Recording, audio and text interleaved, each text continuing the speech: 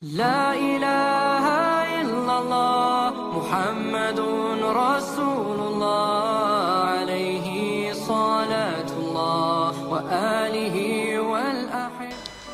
Buya, saya setuju sekali bahwa yang hilang di dalam kesadaran beragama itu adalah menghening atau masuk ke dalam diri, Buya. Yeah. Karena ketika sekarang kita rajin berritual tapi kita tidak pernah menghening, karena yang paling penting betul banget, Buya, karena saya pernah mendapatkan satu pelajaran bahwa mungkin yang sekarang lagi trending itu namanya adalah meditasi gitu misalnya. Yeah.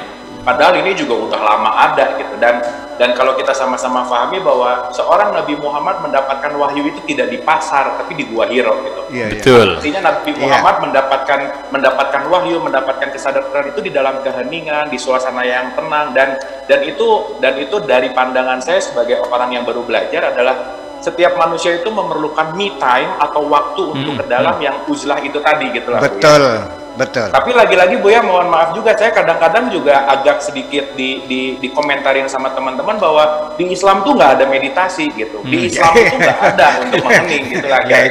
Itulah. Nah, jadi Buya, terima kasih, saya jadi merasa punya teman nih kalau Buya gitu ya.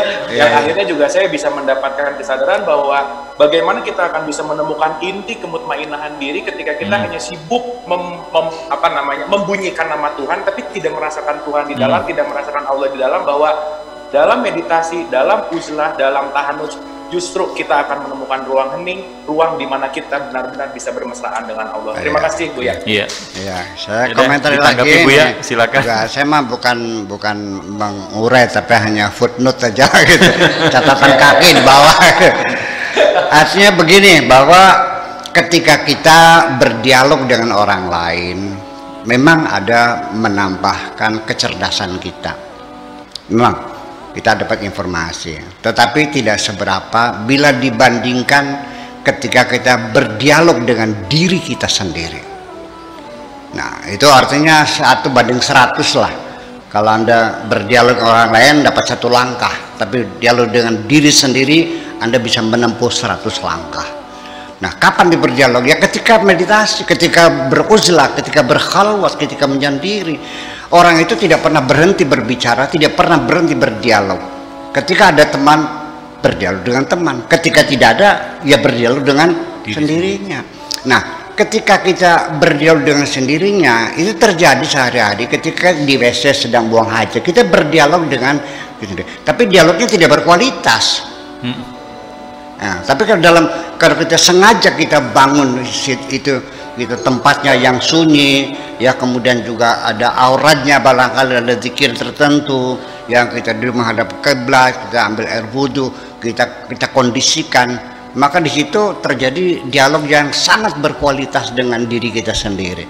Nah, itu makanya jadi Siddhartha Gautama ya berdialog dengan diri sendiri di hutan, Nabi Muhammad ya berdialog dengan diri sendiri dengan dirinya sendiri. Nah, disitulah nanti ketika intuisi itu datang, atau katakanlah wahyu atau intuisi atau apa lagi ya, wangsit ya, ilham, sejenisnya lah. Nah, itu datangnya itu sebetulnya bukan di otak sadar kita, di otak bawah sadar kita sebetulnya. Karena otak sadar kita tidak mampu menerima intuisi itu. Intuisi itu hanya masuknya di otak bawah sadar kita. Nah, itulah makanya jadi kemudian apa lagi ya? Oh ya, ini habis ini selesai ya? Iya. Nah, oke, sebagai closing statement tentang ini. Nah, makanya di situ diperlukan ada dinamika yang berbeda ya. Pertama, kita jangan hanya bertahan, hanya defensif, tapi juga berani ofensif. Kita serang aja.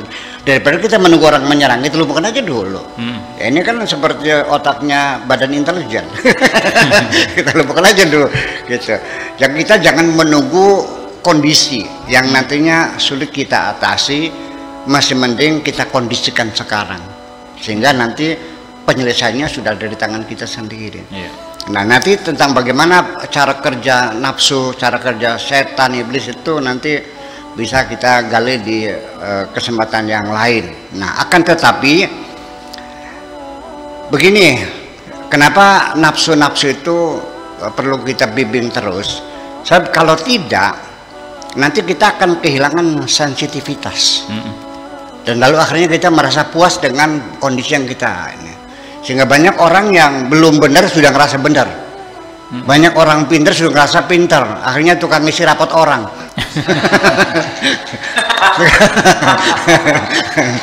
Iya, salah, murtad, kafir, syirik, kafir, segala macam itu kan seperti itu.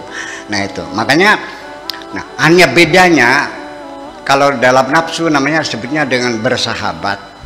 Kalau dengan virus atau bakteri itu namanya apa? Adaptasi.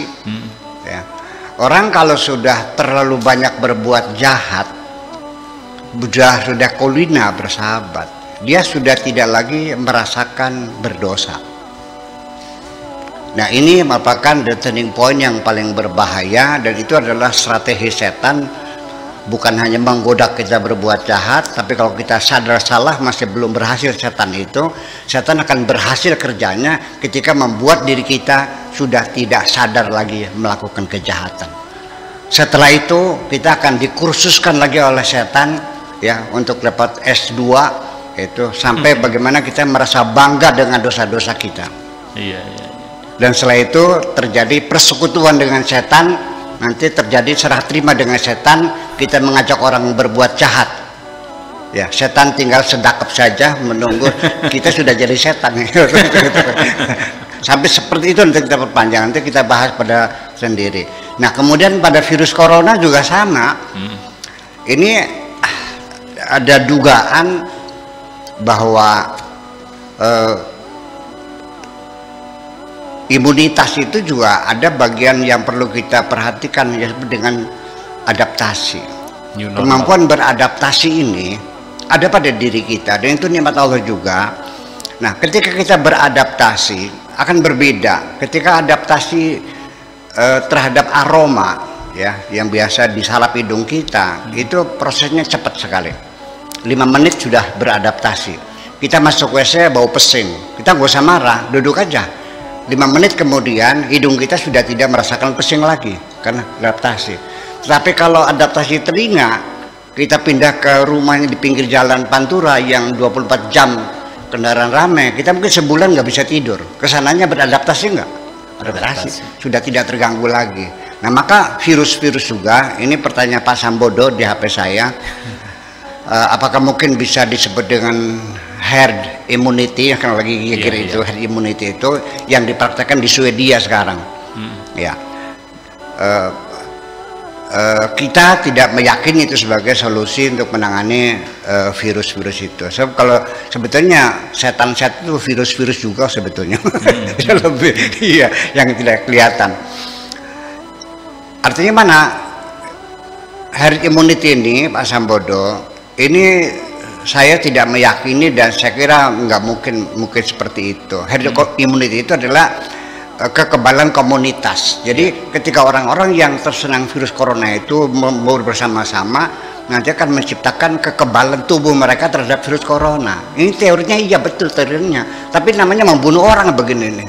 Dan berapa persen keberhasilannya itu saya kira yang mati mungkin ribuan orang, yang betul-betul kebal corona paling 5 orang. Jadi saya kira ya jangan pakai herd immunity dong, tolong negara kita supaya selamatkan, jangan manusia dikorbankan. Kita terima kasih.